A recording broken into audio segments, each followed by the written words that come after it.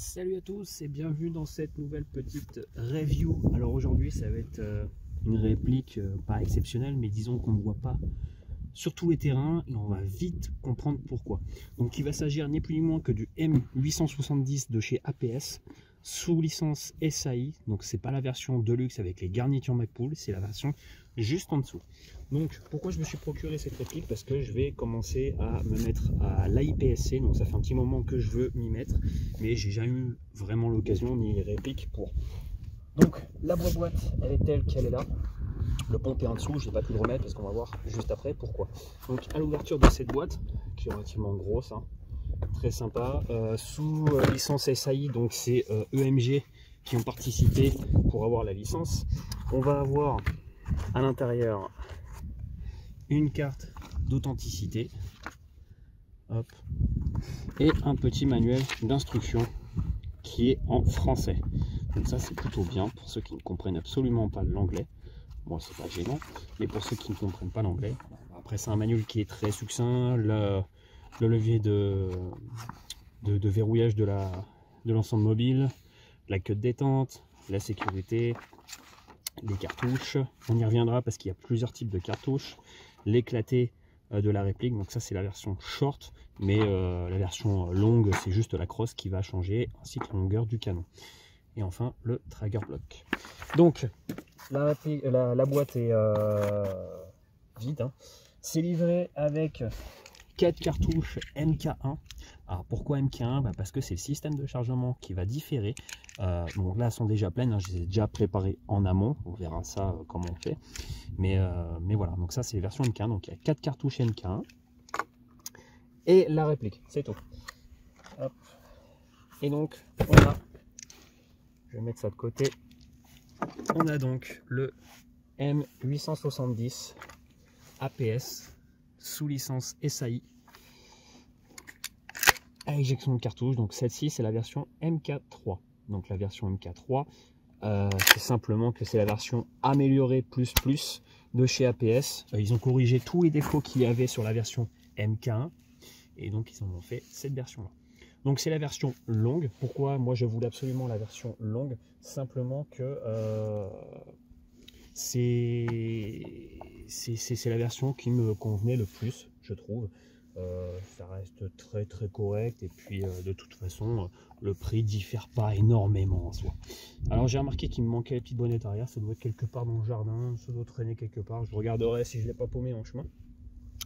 Alors la finition est juste magnifique. Alors oui, pour le prix 445 ou 450 euros, c'est une très belle réplique qui fonctionne très bien, mais pour l'airsoft on va voir que c'est pas tip top parce que la puissance est vraiment très élevée. On a vraiment quelque chose de très puissant. Donc pour le home défense c'est parfait, voire un chouïa moins puissant, mais on a quelque chose qui va vraiment nous servir. Donc c'est un pompe comme on peut le voir qui fonctionne très bien. On va avoir une crosse ici qui est très dense en ABS. Alors je sais pas si c'est l'ABS ou si c'est de la fibre, mais en tout cas c'est très beau, le grain est magnifique. On va pas avoir de marquage, vis de démontage du cul. On va avoir un talon de crosse ici, donc avec une plaque de couche. Donc normalement c'est pour amortir le recul. Ici il n'y a quasiment pas de recul, voire pas du tout. On va juste avoir une sensation qui pousse en arrière, mais vraiment rien de bien fifou. On va avoir ici un petit attache sangle qui va nous permettre donc de mettre une sangle. Perso ça va me servir à rien, simplement que l'AIPSC. On a juste à foutre le pompe dans le bidon bleu ou blanc selon les mecs qui font ça, et puis après on passe au PA ou à une autre transition de réplique. On va avoir un stippling, je crois qu'il est fait maison entre guillemets, dans le sens où c'est comme ça, c'est fait à l'usine, c'est fait à la main. Il accroche très bien, néanmoins il fait pas mal aux mains, donc c'est vraiment très propre. On va l'avoir aussi, hop, de l'autre côté. Au niveau du poids, j'en ai pas parlé, mais on est aux alentours des 3 kg, pas loin, hein, des 2,5-3 kg facile. C'est robuste, on sent qu'il n'y a pas de jeu. Même au niveau du canon, il n'y a aucun jeu. Bon, la pompe, c'est normal qu'il y ait du jeu, mais on sent qu'il n'y a aucun jeu. Donc ça, c'est vraiment parfait. Au niveau des marquages, alors je vais pas enlever le rail parce que mon red dot est réglé. Néanmoins, en dessous, on va avoir le petit logo ici, SAI, avec Silent Silent Arms International, donc gravé au laser, hein, on sent quand on passe le doigt que c'est légèrement gravé. Le marquage avec le QR code du mount qui n'est pas fourni, donc c'est vraiment une pièce à acheter à part. De l'autre côté, on va avoir Akotsu, juste ici, hop, avec le petit logo. Le logo qui est fraisé directement sur le rail. Et Silent Arms International. Voilà, et Made in Taiwan juste en dessous, ici. Bon, cela dit, c'est pas grand chose au niveau des marquages, bon tant pis. On va avoir ici, hop, le petit Silent Arms International. Pas d'autres mentions de calibre. Sur, je suis désolé du vent, hein, en ce moment, un temps pourri, sur le pompe.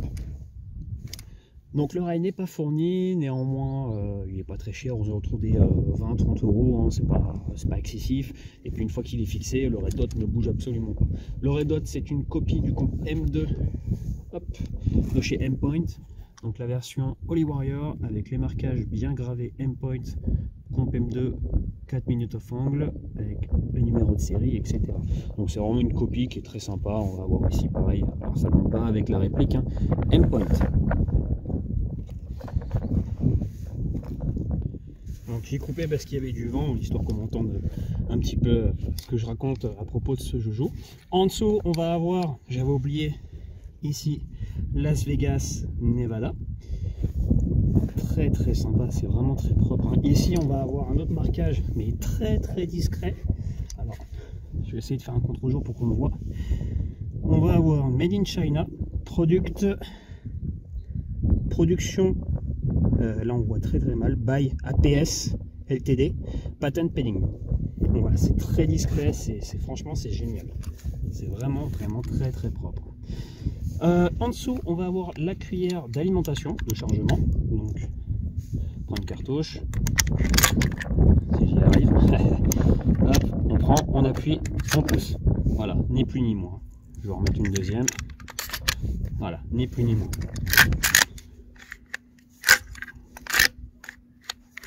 Voilà, hop. Donc c'est vraiment tout basique, mais ça marche vraiment très très bien. Alors une fois qu'on a armé la pompe, je vais y venir aussi, on ne peut pas, voilà, on ne peut pas du tout la réarmer. Il y a une sécurité qui est comme sur les vrais MU170, on appuie et là à partir de là, on peut armer la pompe. Ce qui va nous permettre d'éjecter une cartouche déjà engagée dans la chambre, mais aussi de pousser la cuillère ici et de pouvoir dégager les cartouches qui sont déjà entrées dans le magasin. Donc, par exemple, voilà, on va dire par exemple que j'en ai juste deux. Hop, on va comprendre tout de suite ce que je veux dire. Hop, par exemple, donc j'en arme une. Alors je peux appuyer, ça va me dégager ma cartouche.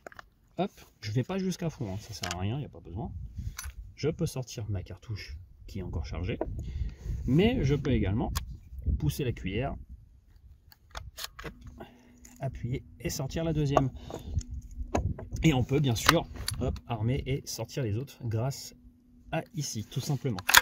Donc c'est vraiment tout bête, hein. Il n'y a vraiment rien de bien sorcier, mais il faut le savoir. Il y en a qui pompent pour sortir les cartouches, or il n'y a pas vraiment besoin. Donc du coup la cuillère fait bien son office de monter les cartouches. On va avoir ici l'indicateur de tube vide, tube magasin vide. Au niveau du canon, donc le canon c'est un vrai canon entre guillemets dans le sens où on peut y insérer donc la cartouche. La cartouche il fait à peu près ça, hein, donc quand on regarde ça arrive, bien ce que je disais ici. Ensuite le tube donc se réduit, ce qui est normal. Et on va avoir donc un tube lisse, non rayé, ce qui va nous permettre de tirer un petit peu tout et n'importe quoi. Alors tout et n'importe quoi, c'est-à-dire que je vais pouvoir tirer aussi bien des billes, aussi bien du slug imprimé en 3D, aussi bien du riz, des lentilles ou des conneries comme ça. Et ça fonctionne parfaitement, sauf qu'il ne faut pas faire tout et n'importe quoi, le but n'étant pas de blesser, le but à la base c'est fait pour jouer avec la réplique. Donc on y verra ça juste après de toute façon. Mais ça fonctionne parfaitement. Après il ne faut pas non plus l'abîmer, ça reste quand même de l'alu, même si ça reste costaud, ça reste de l'alu. Les bras de crosse donc ont pas de marque. J'ai beau les user, il n'y a pas de marque, donc c'est parfait, c'est une très très bonne cam. La pompe possède donc des stries avec un stippling, donc qui est très très beau. Et l'avantage c'est que même si j'agrippe pas bien la pompe, je peux la manipuler vraiment sans problème. Donc ça c'est vraiment génial. Ici donc le guide qui va avoir en bout une fibre optique. Alors c'est un peu con parce que tout simplement qu'il n'y a pas d'élément de visée à l'arrière sans le rail. Alors avec le rail on peut y voir à travers à peu près ici, on peut y voir éventuellement quand il n'y a pas de difficulté. En gros on peut voir à travers le guidon qui est en fibre optique rouge. Donc on peut le changer, hein, il suffit d'enlever la fibre rouge et mettre de la verte, tout ce qu'on veut. Il est fixé via deux petites vis ici et ici, tout simplement. Donc on peut l'enlever si l'envie nous prend. On va voir une petite soudure ici. Alors est-ce qu'elle est réelle ou non? J'ai un doute. Donc hop, soudure également ici.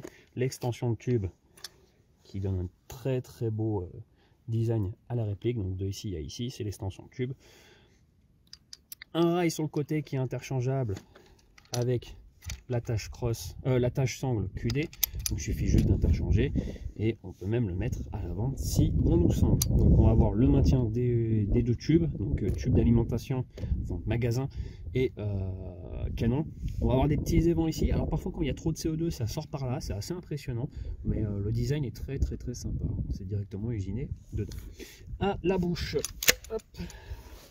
La bouche comme on peut le voir, alors je ne sais pas si on va bien les voir correctement, mais on voit bien que c'est un tube totalement vide. Bon, il doit être un peu crade parce que j'ai pas mal tiré avec, cela dit bon bah ça reste un tube en soi.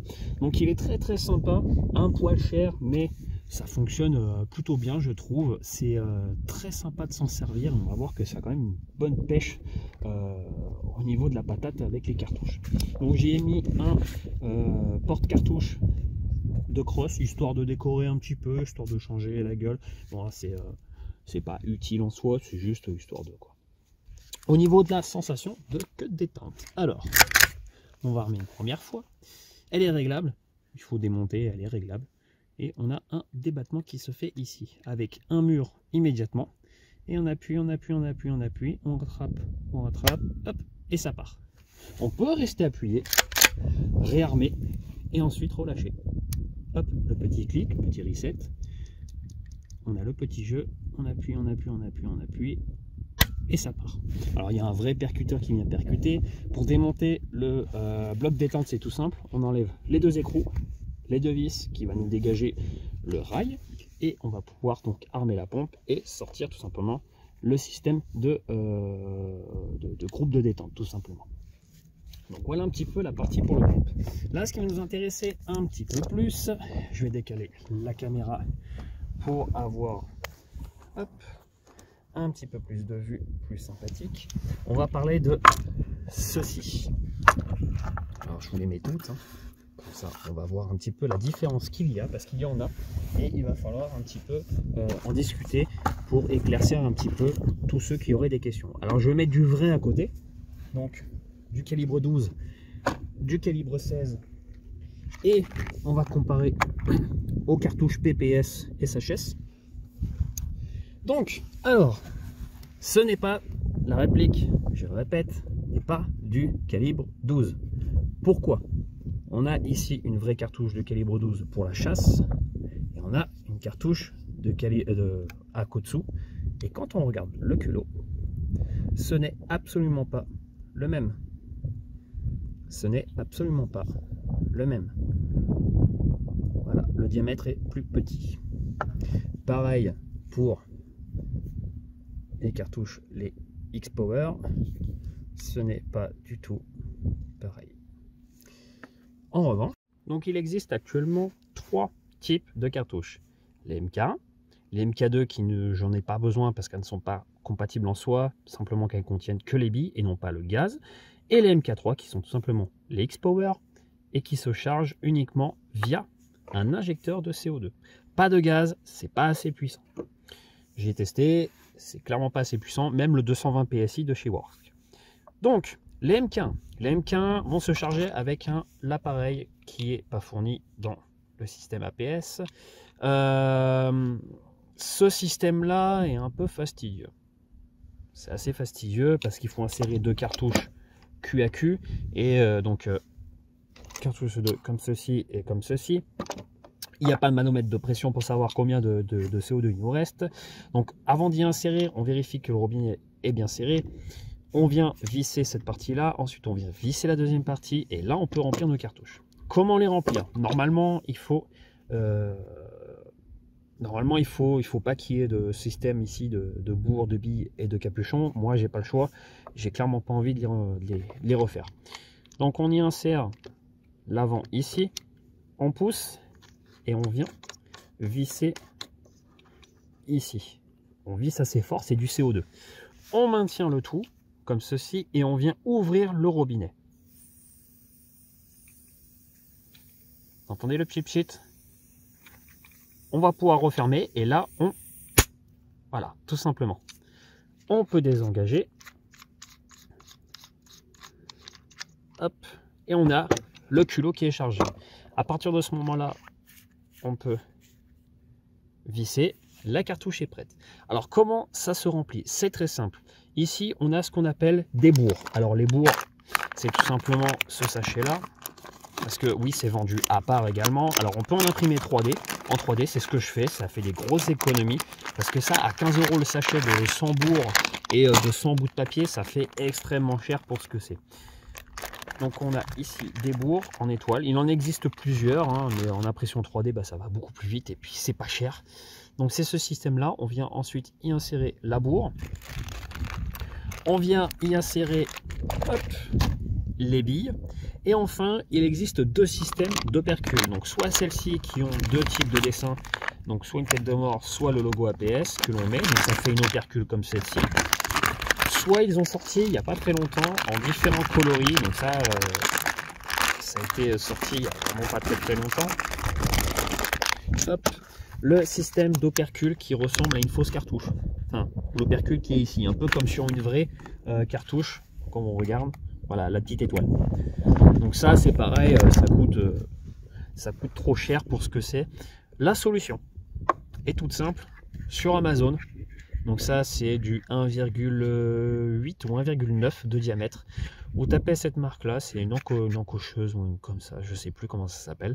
Et on vient prendre donc tout simplement des boîtes de céréales ou des cartons de gâteau, vous savez, un peu épais. Et on vient tout simplement découper des ronds. Des ronds, donc j'en ai fait plein. Hop. Et on va pouvoir les mettre donc tout simplement ici. Et ça coûte que dalle. L'avantage c'est que le papier c'est biodégradable. C'est parfait. Les bourres imprimées en 3D, elles ressemblent à ça. Il n'y a pas besoin de les nettoyer, il n'y a pas besoin de faire un truc parfait. Ça va tout seul. Ça va tout seul. C'est ce qu'il y a dans ces cartouches là et on va voir que ça fonctionne très bien. L'avantage c'est qu'elles se cassent directement. Donc ça c'est vraiment parfait. Mais voilà, ça coûte que dalle. C'est un gars qui m'a fait ça, donc je le remercie, c'est Jules. Je le remercie infiniment pour ce petit truc là. Pareil pour les slugs. Les slugs, qu'est-ce que c'est que les slugs? Ben, en fait, c'est tout simplement une grosse balle, comme ceci. Pareil, donc ça c'est sur Thingiverse que ça se trouve. C'est de la grosse balle, c'est lourd, donc ça fait du dégât. L'avantage c'est qu'on peut éventuellement s'en servir pour du home defense. Après, faut voir quoi. Mais c'est vraiment puissant, c'est pas des conneries pour l'avoir testé. Il existe également ceci, donc on parlera après du MK3. Il existe des boîtes par 25, donc ça je les avais achetées sur Airsoft Entrepôt lors des soldes.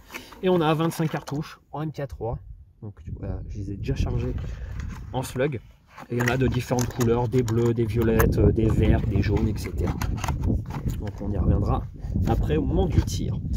Les MK3 se chargent uniquement via l'injecteur de CO2. Donc c'est tout simple. On dévisse. On y introduit une cartouche de CO2. Donc on peut dévisser soit là, hein, c'est pas un souci. Donc l'avantage c'est qu'on a un manomètre ici. Je suis désolé pour le vent, j'essaie de me mettre devant le micro pour pas qu'il y ait trop de vent. Et là on percute, on tourne. Et là on voit qu'on est à plus ou moins 800 PSI. Donc c'est plus ou moins précis. Hein. On vient dévisser les cartouches. À savoir que moi, la plupart des cartouches fuyaient, donc j'ai dû changer tous les joints. Je me suis un peu fait chier, je l'avouerai. Mais j'avais pas trop le choix en soi. Hop. On les dévisse. Ça se trouve, elles vont fuir, hein, vu qu'il commence à faire un peu froid. C'est pas impossible que ça fuit. Hop. On appuie bien sur le percuteur pour le refaire sortir au cul, sur toutes les cartouches. Hop. Il ne faut pas hésiter aussi à les démonter pour les entretenir. Hein. C'est vraiment, il y a beaucoup de contraintes sur ce pompe malheureusement. C'est l'entretien. L'entretien des cartouches, c'est hop.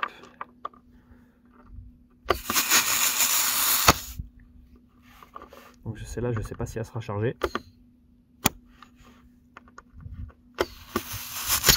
Ah, celle-là, elle fuit. Ouais, plus ou moins. Donc là, on peut les refermer. Et je vais vous faire voir un petit peu la différence entre un slug et des billes, tant qu'à faire, tant qu'on est là. Et je vais vous parler d'autres accessoires également qui sont disponibles pour ce genre de réplique là. Par exemple, les porte-cartouches à 4 cartouches, on va voir que c'est très simple. Donc, les 4 sont remplis, je vais remplir celle-ci, je sors les accessoires et je vous fais voir ça. Donc pour les ceintures, pour l'IPSC ou même l'IPSC, hein, tout simplement, il existe ce support de cartouche. Il en existe d'autres, donc j'attends que ça soit en stock pour pouvoir les commander et enfin m'équiper comme il se doit d'un timer, etc. Donc c'est tout simplement APS qui les fabrique également, mais donc on a ce système de rétention des cartouches. Hop. Donc j'en ai pris 3, pourquoi? C'est en attendant que je puisse avoir le système des doubles cartouches enclenché comme ceci. Là ce n'est plus en stock et j'ai pas envie de commander sur AliExpress tout simplement.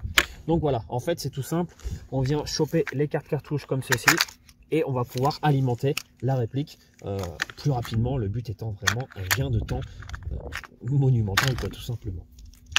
Donc je les ai préparés, il y a du gaz, ici c'est la bille, ici c'est au slug, on va voir ça tout de suite à combien ça sort au chrony et surtout les dégâts que ça peut engendrer, la portée, etc. Allez, c'est parti. Donc alors on va déjà tester à bille, donc les cartouches violettes, on va en tester une, je ne vais pas pouvoir tester au chrony, simplement que j'ai ni le poids des billes, parce que j'ai foutu de la bille un peu merdique, et ni le poids du slug, etc. Donc je ne vais pas pouvoir. Néanmoins, ça,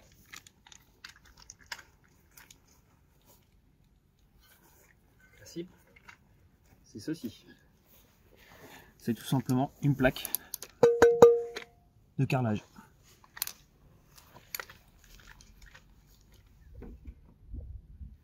Voilà. Donc, je vais aller foutre les lunettes. On va commencer déjà à la bille. Je vais en foutre que 2 parce qu'il faut voir la portée après. On va mettre les lunettes et c'est parti.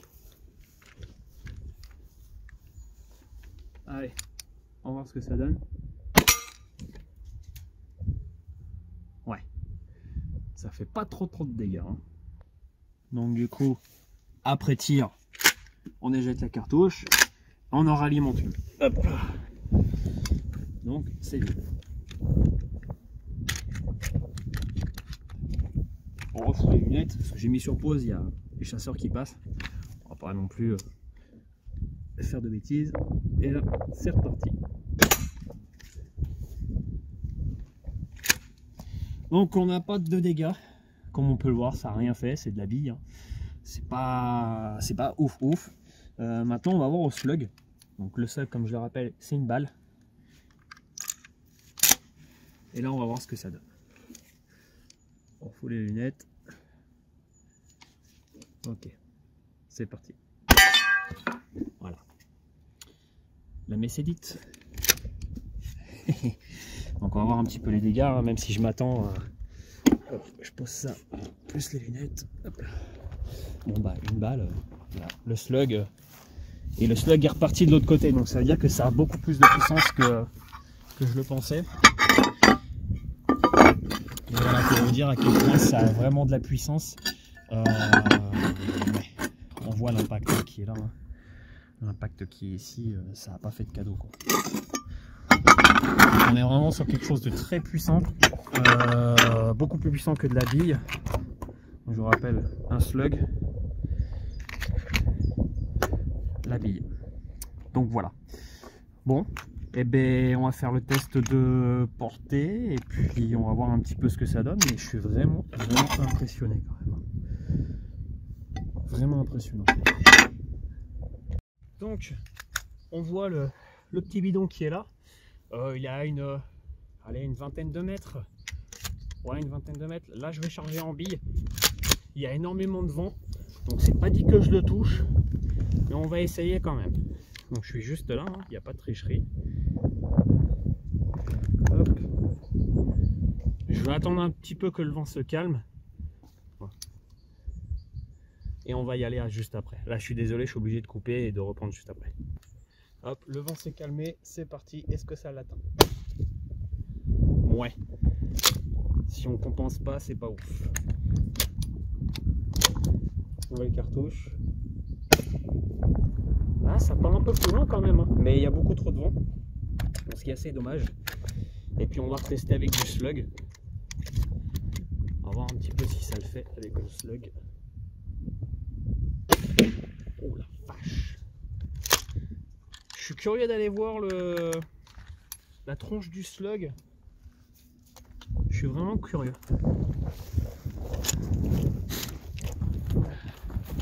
Bon, faites pas gaffe, il y a des taux. Mais ah oui, d'accord. D'accord. Donc oui, il a tapé là et ça fait une marque. Donc je pense que la puissance, elle est ouais. Ouais. Bon, je retrouverai pas le slug à tous les coups, je pense pas. Mais c'est quand même impressionnant de se dire qu'un bout de plastique projeté avec du CO2 sur une réplique à la base fasse une marque sur un bidon quand même relativement épais. Hein. Donc ça commence à faire beaucoup. Hein. Ça fait, pour moi, c'est vraiment puissant sur ces cartouches là au slug. Ouais, là il y a vraiment de la puissance, quoi. Tandis que là. Sur la cartouche où il y avait des billes, bah ouais, c'est à mon avis c'est jouable sur des billes en bâtiment, ça doit pas trop faire mal. Mais là, là je vous jure que là on sent vraiment une déformation du plastique, hein. C'est pas une connerie. Hein. Impressionnant. Bon, on va confirmer un peu ce tir, il m'en reste 2 au slug que j'ai déjà chargé au CO2. Après j'ai toute une boîte mais je les garde au cas où. Hop. Alors, est-ce qu'on va voir le slug partir? La vache. On va voir un petit peu la portée parce que bon, je le touche sans problème là, mais j'aimerais voir un petit peu ce que ça donne niveau portée, vraiment portée du truc. Donc je sais pas si on va le voir correctement partir et je vais vous le dire un petit peu. Ouais, il y a une quarantaine de mètres de portée avec le slug.